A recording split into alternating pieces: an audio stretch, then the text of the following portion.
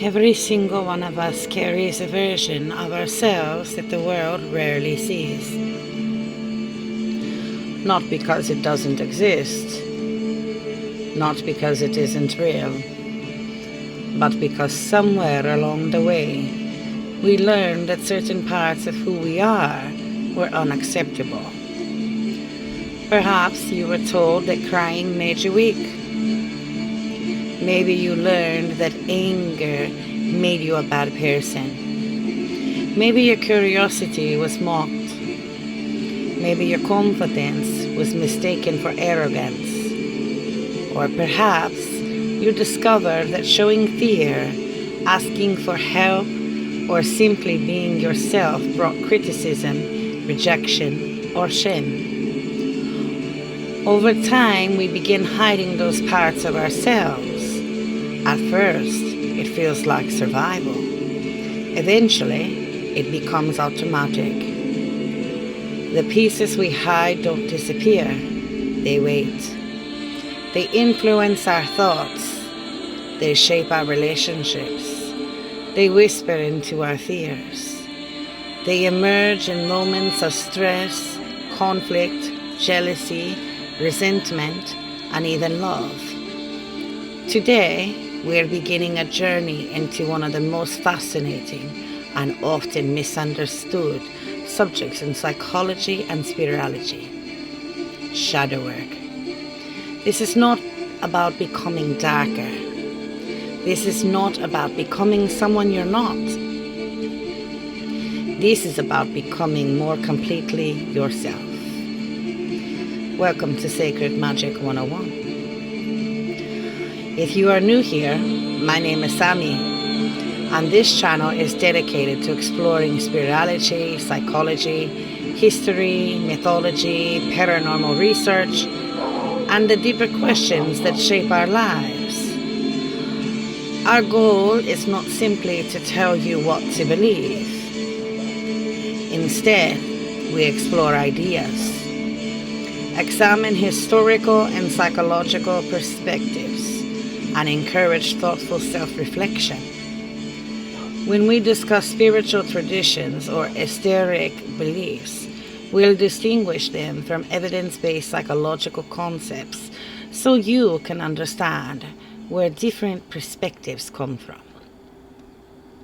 Every Tuesday, we're going to dive into something called Shadow Work Tuesdays. This series isn't about judging yourself. It's not about labeling yourself as broken.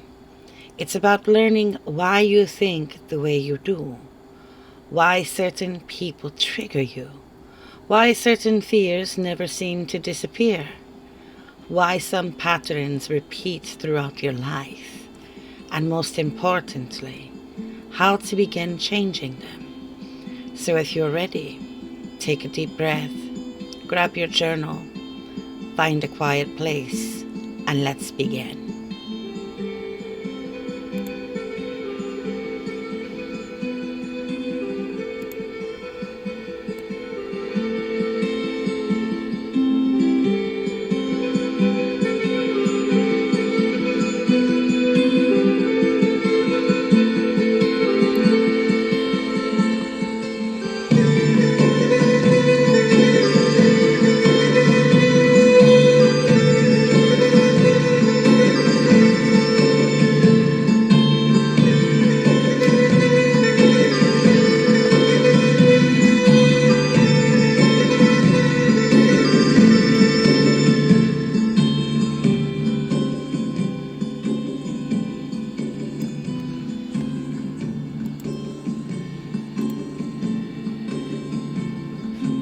So now we need to look at what exactly is the shadow. When most people hear the phrase shadow self, they immediately imagine something sinister: dark magic, demons, possession, hidden evil. Hollywood has done an incredible job of convincing us that darkness always represents evil. But psychologically speaking, that couldn't be further from the truth. The shadow isn't a monster living inside of you. The shadow is simply the collection of thoughts, emotions, traits, memories, desires, fears, and behaviors that you've learned to hide, deny, or reject. Think of it like an addict in an old house. Every time someone told you, "Don't cry," you stored something away. Every time someone said, "Good boys don't do that. Good girls don't act that way. Stop being so emotional. You're too loud. You're too sensitive. You're selfish." Another box was placed in that attic. Year after year, the attic became full. But here's the interesting part. Just because something is stored away doesn't mean it disappears. It simply operates from the shadows. That's why psychologists sometimes refer to unconscious influences, thoughts, emotions, and memories outside our immediate awareness that can still shape our behavior. Sometimes what we haven't acknowledged affects us as much as what we consciously know. Next, we need to look in the origins of shadow work. So, where did this idea come from? Although many cultures have long recognized that human beings have hidden aspects of themselves, the modern psychological concept of the shadow is most closely associated with the Swiss psychiatrist Carl Gustav Jung. Jung began his career working alongside Sigmund Freud, another influential figure in psychology. While they agreed on many ideas early on, they eventually developed different views about the unconscious mind. Freud emphasized unconscious drives and conflicts, often focusing on repressed desires. Jung agreed that the unconscious was important, but he believed it was much broader than that. He proposed that beneath our everyday awareness exists a rich inner world containing forgotten memories, unrealized potential, symbolic imagery, and aspects of ourselves that we reject or fail to recognize. One of those aspects, he argued, is the shadow. According to Jung, every person develops a social identity, a persona. The persona is the version of ourselves that we present to the world. It helps us function in society, but it isn't the whole of who we are. As children, we quickly learn which behaviors are rewarded and which are discouraged. If kindness earns praise, we may emphasize kindness. If expressing anger leads to punishment, we may learn to suppress it. If showing vulnerability feels unsafe, we may hide our fears. Over time, the qualities we reject don't simply vanish. They become part of what Jung called the shadow. It's important to understand that in Jungian psychology, the shadow is not inherently evil. It includes qualities we dislike, but it can also contain strengths we've never allowed ourselves to express, such as creativity, confidence, leadership, or courage. In other words, shadow work isn't about embracing harmful behavior. It's about becoming aware of the parts of yourself that have been pushed outside of conscious awareness so you can respond to them thoughtfully rather than being controlled by them.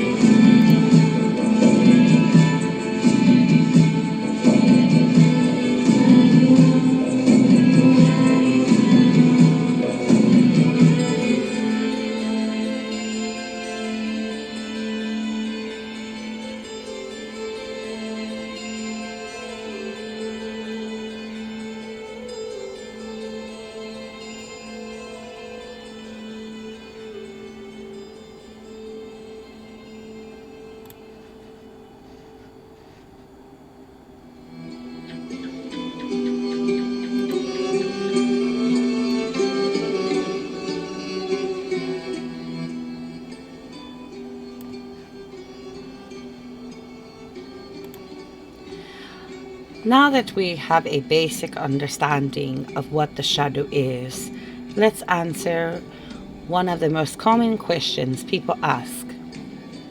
Do I have a shadow? The answer is simple. Yes. Every single human being does. Not because every person is secretly evil, not because everyone is hiding some terrible secret, but because it is impossible to grow up without learning what is considered acceptable and unacceptable within the people and cultures around us. Imagine a young child. That child enters the world without a detailed understanding of social expectations. Through interactions with parents, caregivers, teachers, friends, and the broader culture, they begin to learn which behaviors are praised and which are discouraged. Perhaps they are told, share your toys, be polite, don't interrupt. These lessons help children function in society, but children also receive messages that are more personal. Some are spoken directly, others are communicated indirectly. For example, don't be so emotional. Stop asking so many questions. You're too sensitive. You need to be stronger. Nice people don't get angry. Over time, these messages can influence how a person views parts of themselves. They may begin to hide emotions or traits they believe won't be accepted. This doesn't mean those emotions disappear. It simply means they become less conscious. That's one way the shadow develops.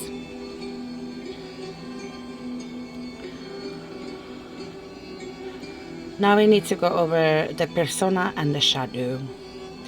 Jung believed that we all wear what he called a persona. Think of the persona as a mask.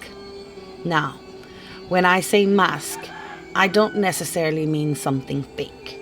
The persona serves a purpose. When you're at work, you behave differently than you do when you're with your closest friends. When you're in a classroom, you behave differently than when you're relaxing at home. When you attend a funeral, your behavior is different than at a birthday party celebration. Those changes are normal. The persona helps us navigate different social situations. The problem isn't having a persona. The problem begins when we become so identified with that public image that we believe it is our entire identity. Imagine someone who has spent years trying to be the strong one. Everyone depends on them. Everyone sees them as dependable. So they stop admitting when they're overwhelmed. They stop asking for help. Eventually, they may forget how to express vulnerability at all. Their persona says, I have everything under control. But beneath that persona may be fear, exhaustion, sadness, or loneliness. Those emotions haven't vanished. They've simply been pushed into the background. Shadow work invites us to acknowledge those hidden parts rather than pretending they don't exist.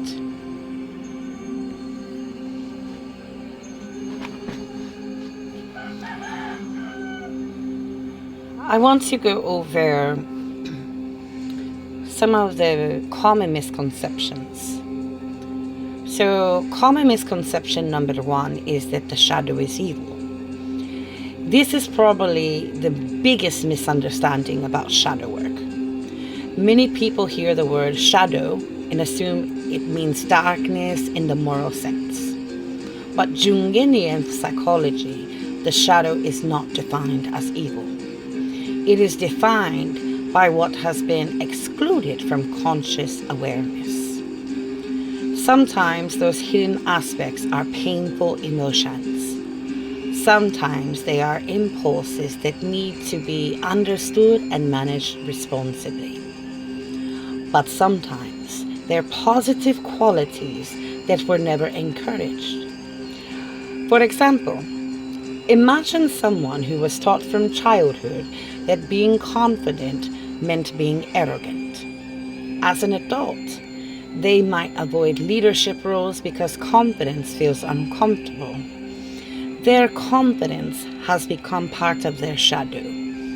Or imagine someone who loves art but was repeatedly told it was a waste of time.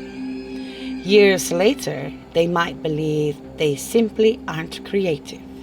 In reality, their creativity may have been neglected rather than lost. The shadow doesn't contain only what frightens us. It also contains what we've never allowed ourselves to become. Another misconception is shadow work means acting on every feeling. This is another misunderstanding that's important to clear up. Shadow work does not mean giving yourself permission to act on every impulse. If you feel angry, shadow work doesn't tell you to lash out at someone. If you feel jealous, it doesn't tell you to act on that jealousy. If you feel resentment, it doesn't encourage revenge. Instead, shadow work asks a different question. Why did this feeling arise? For example, instead of saying, I shouldn't be angry, you might ask, what boundary feels like it was crossed? Instead of saying, I hate that person, you might ask, what about them is affecting me so strongly? Awareness creates space between an emotion and an action. That space allows us to choose a thoughtful response rather than reacting automatically. Common misconception number 3 is that shadow work is only for spiritual people. That, my friends, is another myth. Another myth is that shadow work belongs only to witches, mystics, or occult practitioners. In reality, the idea of examining unconscious thoughts, emotions, and patterns appears in many contexts. Some people approach it through Jungian psychology, others through therapy, others through meditation, others through journaling, others through religious or psychological traditions that encourage self-examination. The methods may differ, but the central idea is similar: getting to know yourself more honestly. Here on Sacred Magick 101, we'll explore shadow work from both psychological and spiritual perspectives. When we discuss spiritual interpretations, we'll make it clear that these are belief-based frameworks, while psychological concepts are grounded in established theories and ongoing research. Now we need to look at why we hide parts of ourselves. Let's pause for a moment and ask an important question. Why would anyone hide parts of themselves in the first place? Often, it's because hiding those parts once helped us adapt. A child who is laughed at for crying may learn to hide sadness. A child who is criticized for asking questions may learn to stay quiet. A child who receives praise only for achievements may begin to believe their worth depends entirely on success. These patterns can become deeply ingrained. As adults, we may continue using strategies that once protected us, even when they no longer serve us. Shadow work isn't about blaming parents, teachers, or society. It's about recognizing these patterns with honesty and compassion so we can decide whether they still fit the life we want to live.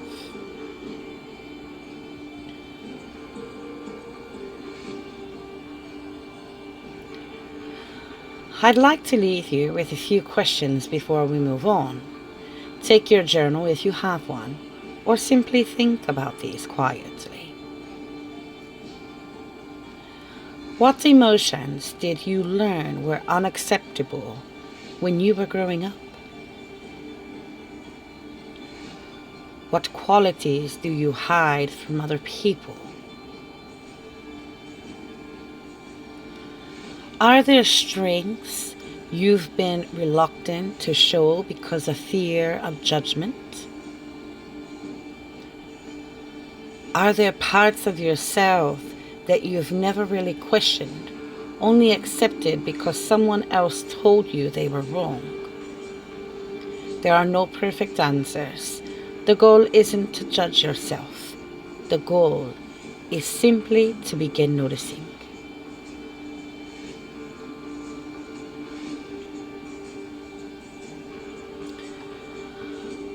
Now let's look at projection and seeing ourselves in other people.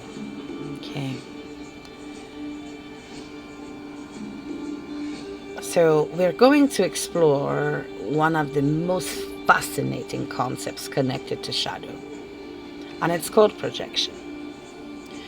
Projection is a concept in psychology in which people may attribute feelings, qualities, or motivations that they find difficult to acknowledge in themselves to someone else. While the term has a specific meaning in psychology and doesn't explain every interpersonal conflict, it can be a useful lens for understanding certain reactions.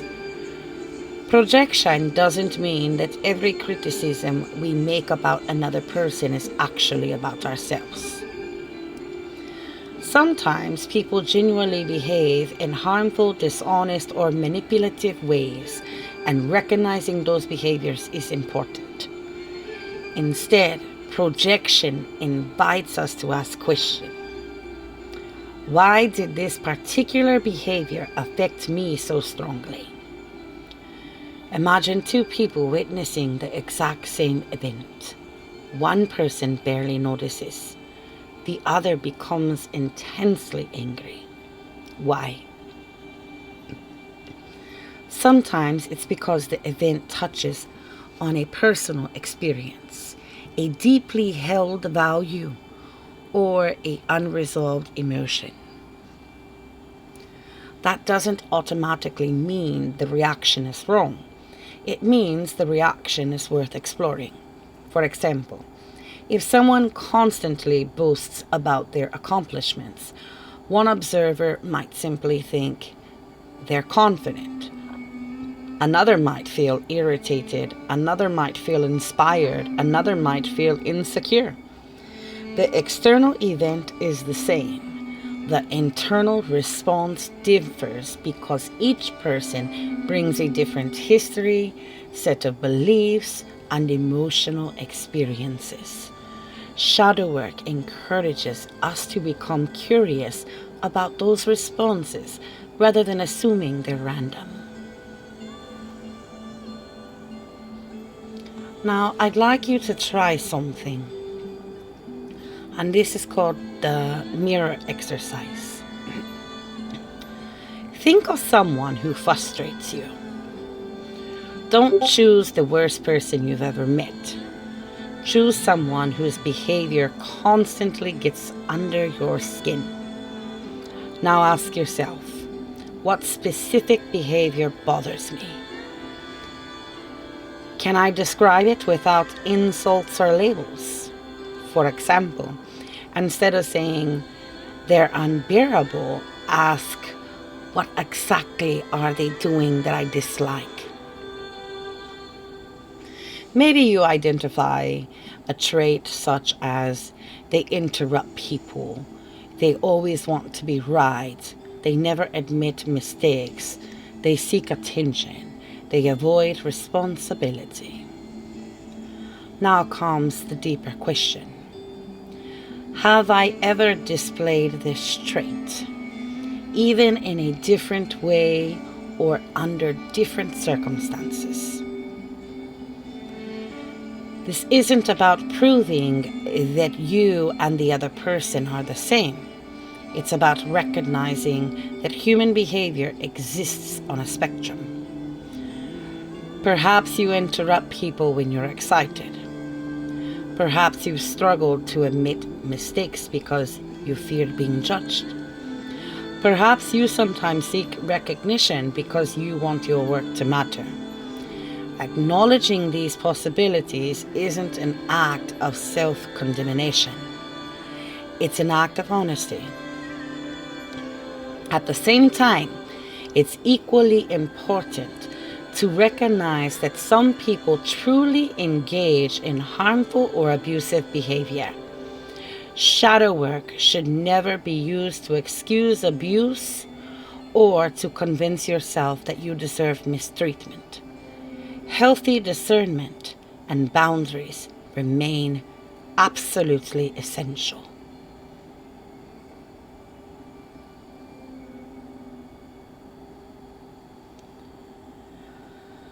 So, there's another side to the shadow that people often overlook. Jung suggested that the shadow doesn't only contain qualities we reject because we think they're bad. It also contains qualities we admire but don't believe belong to us. This is sometimes called the golden shadow. Think about someone you deeply admire. Perhaps they're courageous, creative, disciplined, compassionate, an inspiring leader. Now ask yourself, why does this quality stand out to me? Sometimes admiration points toward qualities we value and would like to cultivate in ourselves. For example, someone who admires confident speakers may be recognizing a desire to express themselves more openly. Someone who admires artists may be reconnecting with a creative side they've neglected. The goal isn't to become someone else. It's to ask whether the qualities we admire reflect possibilities within ourselves that we've never fully explored.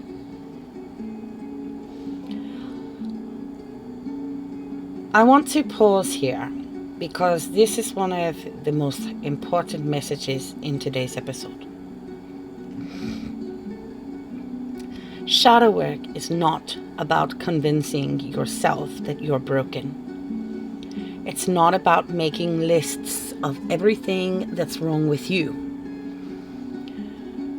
It's not about dwelling on shame. If anything, shadow work asks you to replace judgment with curiosity. Instead of saying, "What's wrong with me?" ask, "What happened that shaped this reaction?" Instead of saying, "I'm a terrible person for feeling this way," ask, "What is my anger trying to tell me?" Instead of saying, "I'll never change," ask, "What small step can I take today?" Those questions create space for growth. Remember, recognizing an emotion doesn't mean acting on it. Understanding yourself doesn't excuse harmful behaviors. It simply gives you more freedom to choose how you respond.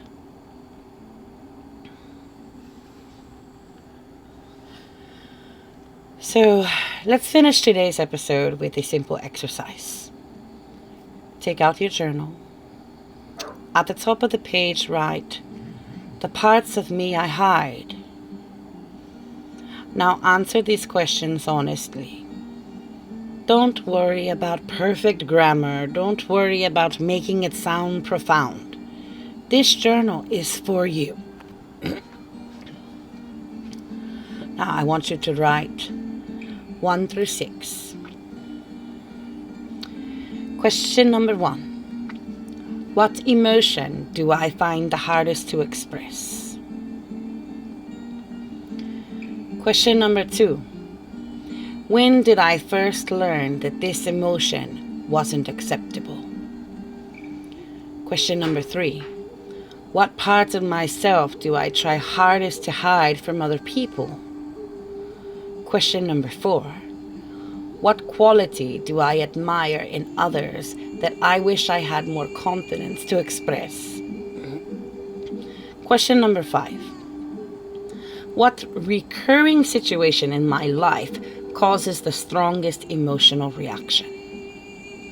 And question number 6.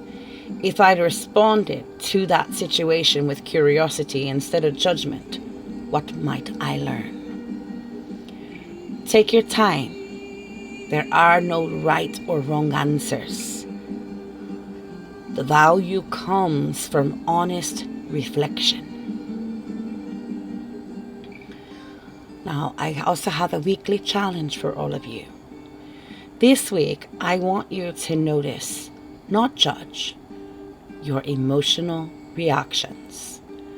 Whenever you experience a strong emotion, pause just for a moment and ask yourself 3 questions. What happened? What am I feeling right now?